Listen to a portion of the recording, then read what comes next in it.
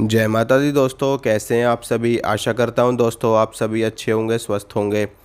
दोस्तों आज मैं आपको ये बताऊंगा कि अगर आप अपनी जागी हुई कुंडलिनी शक्ति को सुलाना चाहते हैं या फिर आपकी कुंडलिनी शक्ति जागृत अवस्था में है, आप उसको दोबारा से निष्क्रिय करना चाहते हैं, सुप्त अवस्था में ले जाना चाहते हैं, तो उसके लिए आपको क्या करना पड़ेगा, कैसे आपकी जागृत कुंडलिनी शक्ति सुप्त हो जाती है, इसके विषय में मैं आज आपको जानकारी दूंगा।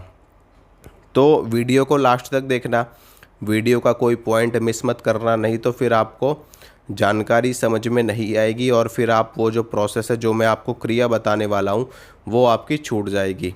तो वीडियो शुरू करने से पहले आपको ये बता दूं, अगर आप लोग इस चैनल पर नए हैं तो चैनल को सब्सक्राइब कर लेना। वीडियो अगर आपको अच्छा लगता है तो लाइक ज़रूर करना, शेयर करना, और जो भी आपके मन में प्रश्न है वो आप मुझे कमेंट में लिख सकते हैं। मैं जब भी आपका प्रश्न पिक कर लूँगा उस प्रश्न के ऊपर एक डिटेल में वीडियो ज़रूर बना दूँगा। तो चलिए शुरू करते हैं। कुंडलिनी शक्ति हमारे शरीर के अंदर की एक वो ऊर्जा है जो हमको इस ब्रह्मांड से जोड़ती है, हमको आध्यात्मिक जगत से जोड़ती है, सूक्ष्म जगत से जोड़ती है। यानी कि अगर आपके अंदर की सोई हुई कुंडलिनी शक्ति जागृत हो जाती है तो आपको दिव्य सिद्धियां प्राप्त होती हैं, देवी देवता आपको दिखने शुरू हो जाते हैं, भूत प्रेत आपको दिखाई देने लगते हैं।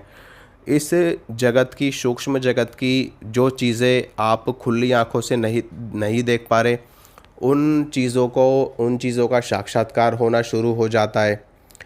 तत्वों के बारे में जानकारी आपको मिलनी शुरू हो जाती है, जो सूक्ष्म तत्व होते हैं और जो इस ब्रह्मांड में छुपी हुई जो गुप्त जानकारी है, जो गुप्त रहस्य हैं, उनका उजागर आपके सामने होना शुरू हो जाता है जब आपकी कुंडलिनी शक्ति जागृत होने लगती है। इसके अलावा जब हमारी कुंडलिनी शक्ति जागृत होती है तो हमारे साथ भी कई तरह की घटनाएं घटती हैं। जैसे कि जब कुंडलिनी शक्ति जागृत होती है तो कई साधकों की तबीयत खराब हो जाती है, उनका उल्टी जैसा मन होता है, उनको बार बार पेट में दर्द होता है, बार बार सिर में दर्द होता है, हेडेक होता है, शरीर में थकान महसूस होती है। क्योंकि कुंडलिनी शक्ति जो वर्षों से सोई हुई है, जब वो जागती है तो वो शरीर में हलचल पैदा कर देती है, सारे चक्रों में हलचल पैदा कर देती है। और जो चक्र वर्षों से, सालों से जो जकड़े हुए पड़े हैं, सोए हुए पड़े हैं, तो जब उनमें शक्ति विराजमान होती है, शक्ति का प्रवाह शुरू होता है, तो उनके अंदर की जमी हुई नेगेटिविटी, उनके अंदर की नकारात्मक शक्ति बाहर निकलनी शुरू हो जाती है। तो उसकी वजह से हमारे साथ में ऐसी घटनाएं घटित होती हैं। कई साधकों की तो बहुत ही ज़्यादा तबीयत भी ख़राब हो जाती है, उनको दवाई तक लेने की आवश्यकता पड़ जाती है। लेकिन ये जो कुंडलिनी शक्ति का जो प्रोसेस होता है, इसमें आप चाहे कितनी भी दवाई ले लो, उससे थोड़ा बहुत तो रिलीफ आपको मिल जाएगा। जैसे कि जो शारीरिक रूप से जो आपको सिम्टम आ रहे हैं, यानी कि आपके शरीर में जो समस्या आ रही है, उसमें तो आपको रिलीफ मिल जाएगा। लेकिन जो आपको सूक्ष्म रूप से सिम्टम आ रहे हैं, जैसे कि आपको स्वप्न में तरह तरह की चीज़ें दिखाई दे रही हैं, आपको जो आपकी जो आत्मा है, जो आपकी चेतना है, उसमें आपको शक्तियों का आभास हो रहा है, अनुभव हो रहा है, तो उसके लिए तो आपको कुंडलिनी शक्ति के भरोसे ही रहना पड़ता है। यानी कि जो आपके इष्ट हैं, जिनकी आप साधना कर रहे हैं, उनसे अगर आप प्रार्थना करेंगे तो इन चीज़ों का निराकरण हो जाता है। अब कई लोग ऐसे भी होते हैं कि जो कुंडलिनी शक्ति जिनकी जागृत हो जाती है, अनायास ही हो जाती है, उनको पता भी नहीं होता, क्योंकि इस चीज़ के बारे में उनको कोई नॉलेज नहीं होती, कोई जानकारी नहीं होती। वो अपनी पूजा पाठ करते रहते हैं, मंत्र जाप करते रहते हैं, गुरु मंत्र जप रहे हैं, तो जपते जपते हमारी जो अंदर की दिव्य शक्तियाँ हैं वो जागृत होनी शुरू हो जाती हैं। जपात सिद्धि, जपात सिद्धि, जपात सिद्धि न संशयः। मंत्र का लगातार अगर हम जप करते रहते हैं तो वो मंत्र हमारा सिद्ध हो जाता है, और मंत्र सिद्ध हो गया तो समझो देवता सिद्ध हो गया, और देवता सिद्ध हो गया तो समझो आपकी जो कुंडलिनी शक्ति है वो भी सिद्ध हो गई, वो शक्ति भी जागृत हो गई। क्योंकि सब कुछ एक दूसरे से कनेक्ट है ना। जो कुंडलिनी शक्ति है वो माँ दुर्गा का स्वरूप है, माता काली का स्वरूप है, ठीक है। और जब हमारी शक्ति जागृत होती है तो शक्ति जागृत होने के बाद में शिव से जाकर के मिलती है, और अगर लक्ष्मी के रूप में जागृत होती तो विष्णु से जाकर के मिलती है, शक्ति के रूप में जागृत होती तो शिव से जाकर के मिलती है। तो स्वरूप वही है। मंत्र क्या होता है? मंत्र एक सहारा होता है। जैसे कि हमें कहते हैं ना कि नदी को पार करना है तो हमें नाव में बैठ करके जाना पड़ता है। नाव के सहारे से हम नदी के एक किनारे से दूसरे किनारे तक पहुंचते हैं। तो अब आप ये समझ लो कि वो जो नाव है ना, वो हमारा मंत्र है। मंत्र को जपेंगे तो हम नीचे वाला जो हमारा किनारा, जहाँ पर हमारा मूलाधार चक्र है, वहाँ से हम ब्रह्मरंध्र सहस्रार चक्र तक पहुँच जाएंगे। तो मंत्र हमारी नौका होती है। मंत्र का जप हमें इसीलिए करना पड़ता है। इसके अलावा कई लोग कुंडलिनी शक्ति को जागृत करने के लिए ध्यान करते हैं, कई लोग मुद्राएं करते हैं, कई लोग योग करते हैं, कोई तप करता है तो कोई जप करता है। लेकिन यहाँ पर मैं आपको ये बताना हूँ कि अगर आपकी कुंडलिनी जागृत है और आप उसको सुलाना चाहते हैं तो आपको क्या करना पड़ेगा।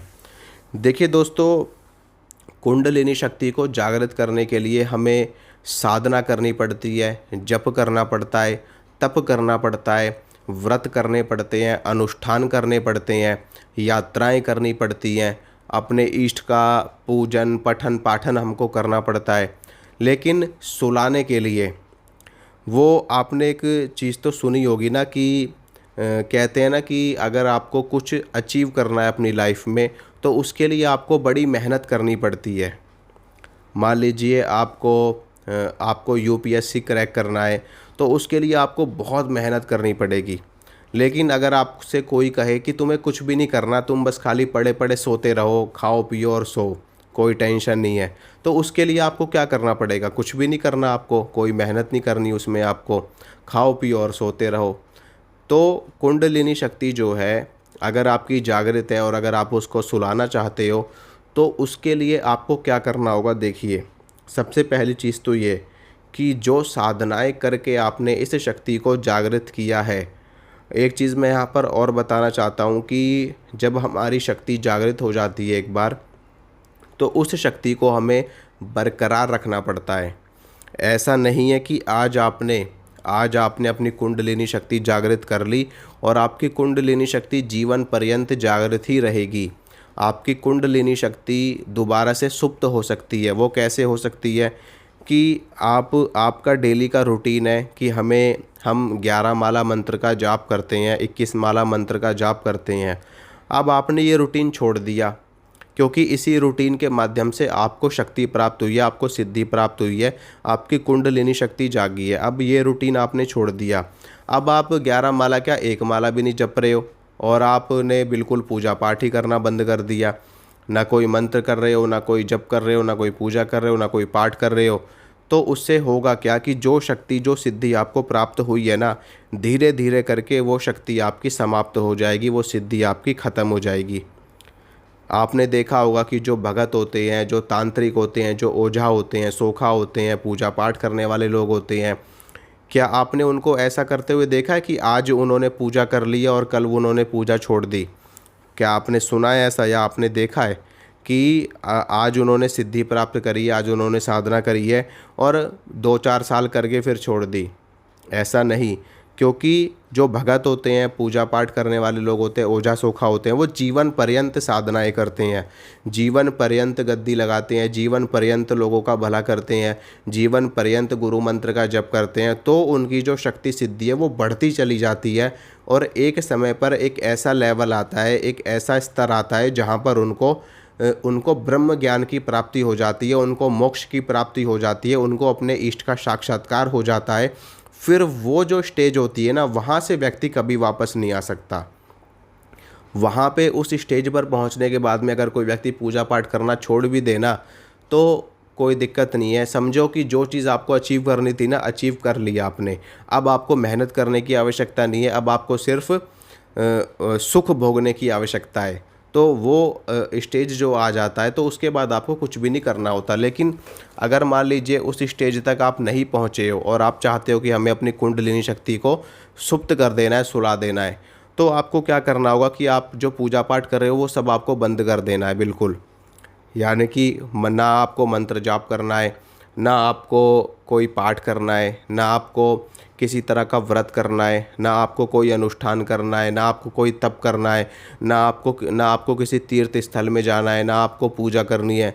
यानी कि कुछ समय के लिए आपको एकदम साइलेंट हो जाना है, बिल्कुल शांत हो जाना है, ना किसी मंदिर जाना है, ना कहीं। धीरे धीरे करके क्या होगा कि जो आपने ऊर्जा, जो आपने एनर्जी क्रिएट करी है मंत्र जाप करके, वो एनर्जी अपने आप डाउन हो जाएगी और एक लेवल पर वो एनर्जी उसी स्थान पर जा कर के बैठ जाएगी जहाँ से वो जागृत हुई थी।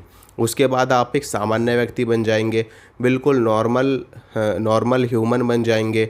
फिर उसके बाद में अगर आप ये चाहते हैं कि हाँ सिर्फ हमें कृपा चाहिए अपने भगवान की, अपने इष्ट की, तो उसके लिए आपको सिर्फ सामान्य पूजा करनी है। जैसे कि मान लीजिए आपकी इष्ट माँ दुर्गा हैं, तो उनके सामने आपको धूप बत्ती जलानी है, देसी घी का दीपक आपको जलाना है और नॉर्मल सा आपको एक पाठ दुर्गा चालीसा का पढ़ लेना है। बस इतना आपको करना है।